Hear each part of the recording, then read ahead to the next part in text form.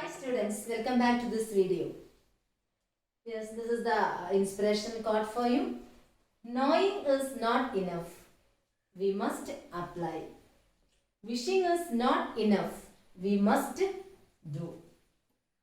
Okay. Based on this lesson, chemical messages for homeostasis. Thyroid gland, that is actually that helps to regulate the metabolism. Then parathyroid gland, that helps for the regulation of calcium. Not only the parathyroid gland, and the thyroid gland is also there. Then thymus gland, actually the hormone produced by the thymus gland is known as youth hormone. Then about the adrenal gland, this is actually functions during emergencies, acts along with the sympathetic system. And the last one is pineal gland, that is known as the biological clock. Yes, these are the topics we have to discuss today.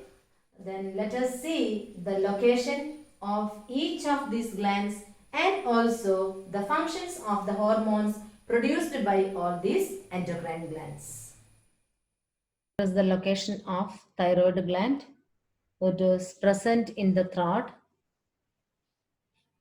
This structure is known as the endocrine gland named thyroid.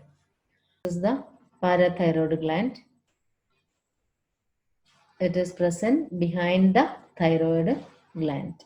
Location of thymus gland. This thymus gland is present behind the sternum. Location of adrenal gland. It is present above the kidney. It consists of two portions. The outer portion is known as the cortex and the inner portion is known as the medulla. Thyroid gland helps to regulate metabolism. It produces two hormones, thyroxine and calcitonin. Then these hormones help to regulate metabolism. Metabolism is the process. It consists of catabolism and anabolism. So what do you mean by catabolism and what do you mean by anabolism? Catabolism means that is the breakdown process. Respiration is an example. And anabolism is the synthesizing process. Then photosynthesis is an example. Then we can study what are the functions of thyroxine. What is the role of thyroxine in the metabolic activities? First one is that increases the energy production. Then that raises the metabolism or increases the metabolic activities. Accelerates growth and development of the brain in the fetal stage and infancy. And the last function is that it regulates growth in children. How does the rise or fall of thyroxine affect our body? Yes. When the level of thyroxine decreases, that is known as hypothyroidism. Hypothyroidism. When the level of thyroxine increases, that is known as hyperthyroidism. Yes, when the level of thyroxine decreases during the fetal stage or infancy, which causes a defect or disease, that is known as cretinism. Yes, what are the symptoms of this cretinism? That hinders physical and mental development. While in the case of adult, the prolonged deficiency of the thyroxine causes a disease named myxedema. What are the symptoms? Low metabolic rate, sluggishness, increased body weight, hypertension, that increases the blood pressure, inflammation in body tissues. The next is, what do you mean by hyperthyroid? The level of thyroxine is more, that condition is known as hyperthyroidism. These are the symptoms: high metabolic rate, rise in body temperature, excessive sweating, then increased heartbeat, weight loss, and emotional imbalance. Then another disease named goiter. It is affected due to the less quantity of the nutrient named iodine. Why? This iodine is necessary for the production of thyroxine. So in order to produce this thyroxine by the thyroid gland, there is an attempt that enlarges the thyroid gland. That condition is known as goiter. Then how do we detect this disease? There is a laboratory test. Based on that test, we should know the quantity of the T3, T4 and TSH. TSH means thyroid stimulating hormone. Based on the this test, the quantity of the hormone, we can know whether it is present more or it is less. Based on that, these kinds of symptoms are appear. Regulation of the level of calcium in the blood. The normal level of calcium in blood is 9 to 11 milligram per 100 milliliter blood. So this level of calcium in blood is maintained with the help of two hormones, namely calcitonin and parathyroid. We have studied the calcitonin is the hormone produced by thyroid gland. We know that thyroid gland produces two hormones, thyroxine and calcitonin. The functions of the thyroxine we have studied. So this is the calcitonin that is also produced by thyroid gland. And parathyroid, that hormone is produced by another endocrine gland that is known as parathyroid gland. And these two hormones, antagonistic action of these two hormones helps to maintain the level of calcium in blood, that is 9 to 11 milligram per 100 milliliter blood. Then antagonistic action means opposite action. Opposite action of calcitonin, which is produced by the thyroid gland, and the parathyroid that is produced by the parathyroid gland helps to maintain the blood calcium level. So how this is possible? We can see this is a normal level, 9 to 11 milligram per 100 milliliter blood. Whenever that normal level increases, what happens and what is the role done by these two hormones that we can see. So here, whenever the normal level rises, that time thyroid gland produces calcitonin, and its function is that prevents the process of mixing of calcium from bones to blood.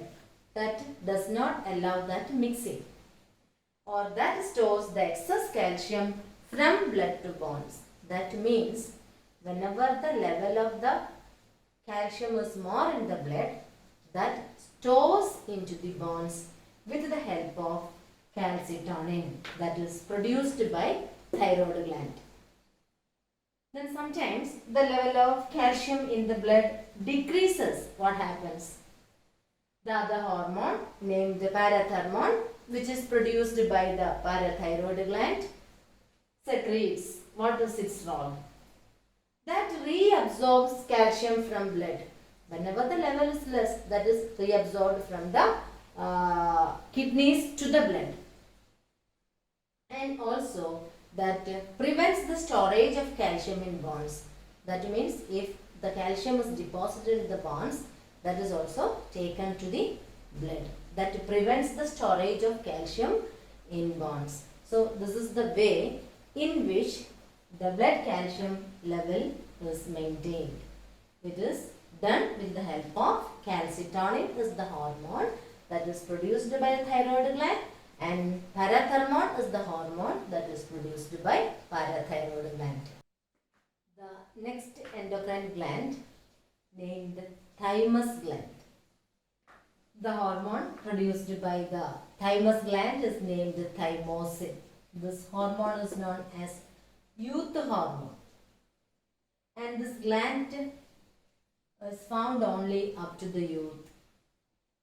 That is why it is known as youth hormone. That they are active, very active in infancy. Then when we reach puberty, it constricts. That's why it is known as youth hormone. What is the function? That controls the activities and maturation of T lymphocytes. You know what is T lymphocytes? That impart immunity, that we have studied. White blood corpuscles, one of the white blood corpuscles that provide us immunity. So the name of the hormone which is produced by the thymus gland is thymosin. Next endocrine gland is adrenal gland. Yes.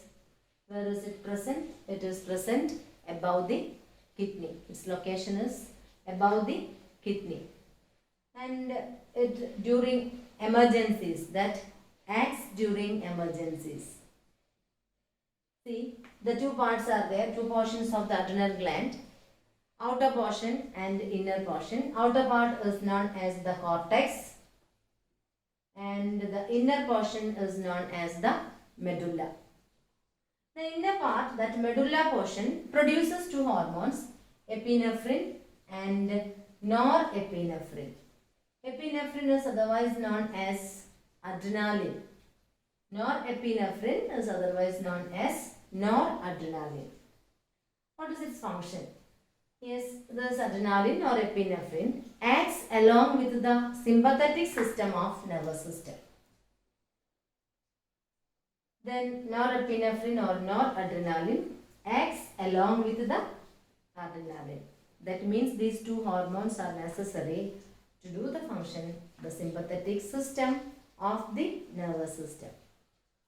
Then next, the outer portion of the medulla, that is known as cortex, that produces three hormones. They are cortisol, aldosterone and sex hormones. What is the function of the cortisol? Yes, that it produces glucose from protein and fat. And the second function, that maintains or that controls inflammation and allergy. Then that slows down the defense mechanism. Three functions are there. First one, to produces glucose from fat and protein.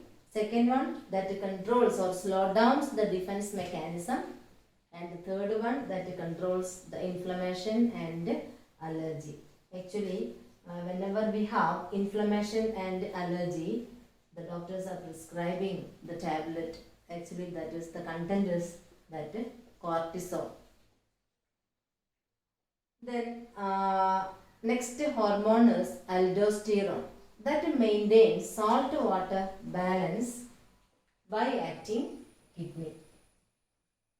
Then that maintains blood pressure. The third hormone produced by the cortex of the adrenal gland is sex hormones, that controls development and functions of the sex organs. The two parts of adrenal gland, outer part is cortex, inner it is medulla. Inner portion produces two hormones, epinephrine and norepinephrine. Epinephrine is otherwise known as adrenaline. Norepinephrine is known as noradrenaline. They are known as emergency hormones. They act along with the sympathetic system of the nervous system. Then cortex produces three hormones. They are cortisol, aldosterone and sex hormones. Which endocrine gland is known as biological clock and why? This pineal gland is known as the biological clock. Pineal gland or pineal gland. How does this name come? A tree named Pinus. Actually, they are gymnosperms. The cone of the Pinus tree the shape of the pineal gland is look like the shape of the cones of the Pinus tree. That's why the name comes pineal gland. Why it is not as biological clock? It produces a hormone named melatonin that controls the rhythmic bodily activities. What are the rhythmic bodily activities? Yes, mainly that is sleeping and waking up. So that is controlled by a hormone named melatonin. That is why it is known as biological clock. We all have a routine, sleeping time and waking up time, and we can means this hormone can control that. You make a decision at what time you will wake up and at what time you will sleep. Then another function done by this hormone, that controls the reproductive activities. Name of the hormone produced by the pineal gland is melatonin. One more hormone is there. Its name is serotonin. I think most of you heard about it. It is known as the happy hormone. So it is not given in your book, or you don't want to study based on your syllabus. That's why we are not discussing about that. So here melatonin is the hormone produced by the pineal gland, and its function is that controls the rhythmic bodily activities, mainly sleeping and waking up. Then the other function is that controls the reproductive activity. Okay students, that's all about today's class. Thank you for watching this video.